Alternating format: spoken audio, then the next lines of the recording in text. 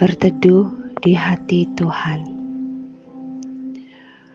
Aku tidak menghukummu, jangan berbuat dosa lagi.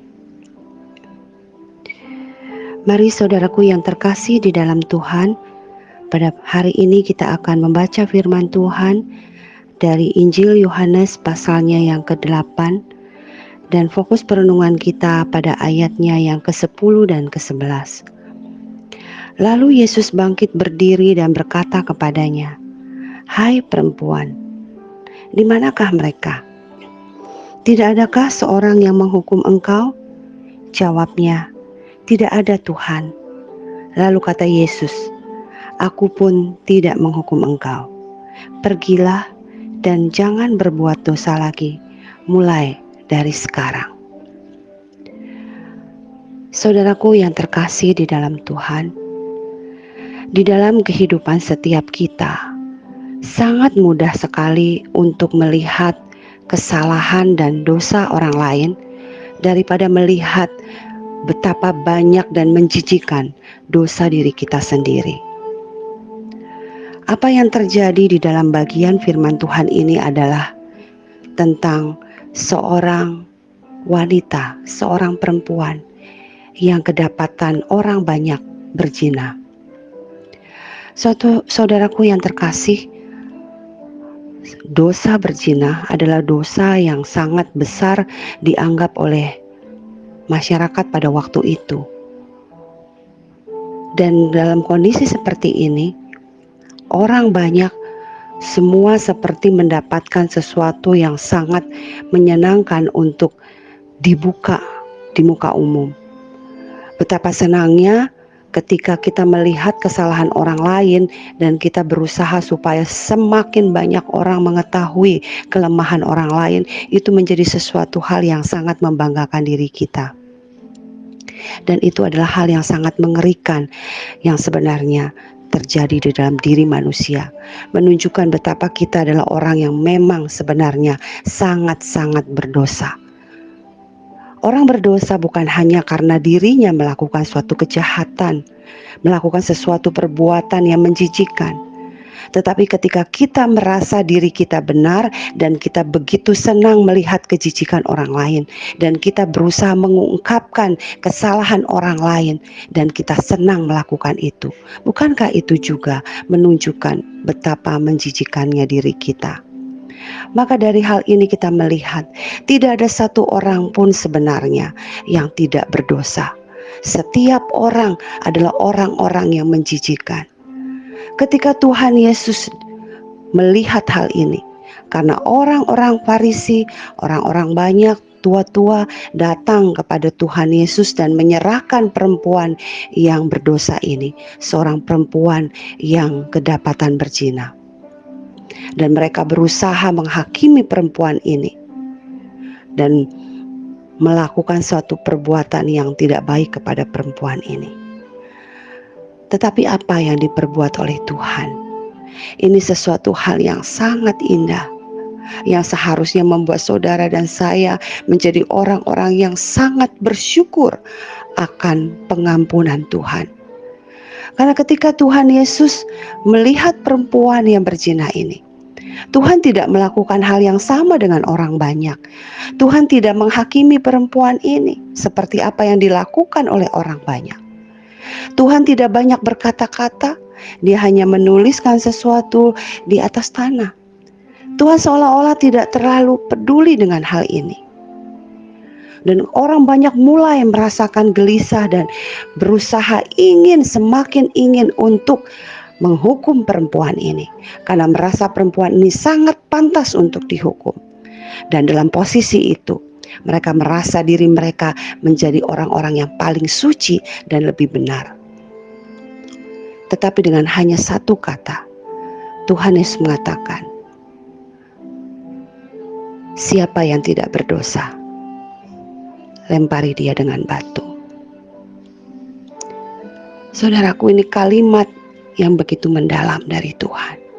Siapakah di antara kalian yang tidak berdosa? Silakan kau hakimi perempuan ini.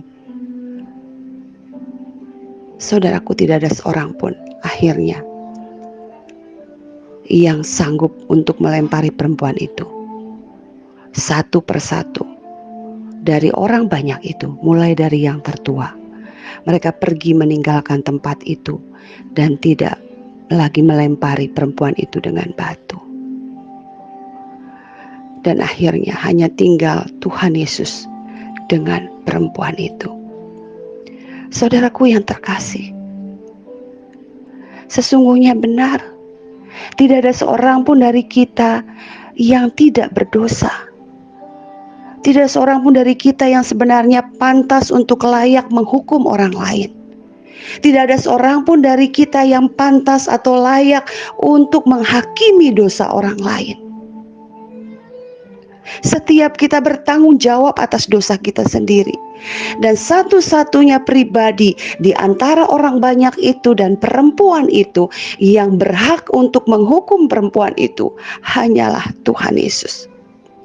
Karena sebenarnya hanya Tuhan Yesus yang tidak berdosa, karena Dia adalah Tuhan. Dialah yang seharusnya lebih pantas untuk menghukum perempuan ini. Tetapi apa yang dilakukan oleh Tuhan? Tuhan mengatakan satu kalimat, tidak adakah seorang yang menghukum engkau? Jawab perempuan itu, tidak ada. Lalu Tuhan Yesus mengatakan satu kalimat, aku pun tidak menghukum engkau. Saudaraku, ini kalimat yang begitu mendalam, saudara. Dia Tuhan. Dia sepantasnya menghukum dosa.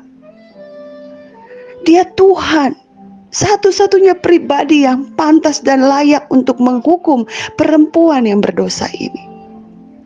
Tetapi Tuhan mengatakan, aku pun tidak menghukum engkau. Sungguh besar pengampunan itu. Sungguh besar kasih Tuhan. Perempuan berdosa ini mendapatkan anugerah yang begitu besar dari Tuhan Yesus. Namun saudaraku, kalimat pengampunan ini tidak berhenti sampai di situ. Bukan hanya Tuhan Yesus mengatakan engkau tidak kuhukum, titik. Tetapi ini masih ada lanjutan, saudara. Tuhan Yesus berkata, aku pun tidak menghukum engkau. Pergilah dan jangan berbuat dosa lagi mulai dari sekarang. Ada satu hal yang penting di sini, saudara. Tuhan sudah memberi anugerah kepada perempuan yang berdosa ini, yaitu pengampunan yang dari Tuhan. Namun pengampunan itu bukan sesuatu hal yang murahan. Pengampunan itu bukan sesuatu hal yang remeh. Kalau kita sadar kita sudah mengalami pengampunan dari Tuhan, dan pengampunan itu sangat-sangat besar menggambarkan anugerahnya, maka kita seharusnya juga mengikuti apa perkataan Tuhan Yesus. Jangan berbuat dosa lagi. Jangan kita meremehkan anugerah Tuhan di dalam hidup kita. Mari saudaraku yang terkasih, kita mau datang kepada Tuhan, bersyukur untuk anugerah pengampunan yang Tuhan Yesus berikan.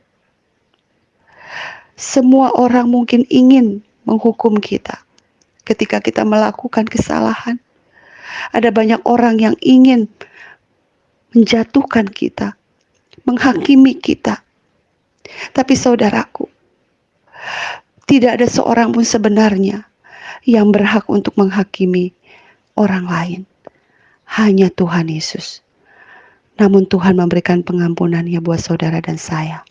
Anugerah yang sangat besar yang Tuhan Yesus berikan. Bahkan untuk memberikan pengampunan itu, Dia harus berkorban untuk saudara dan saya.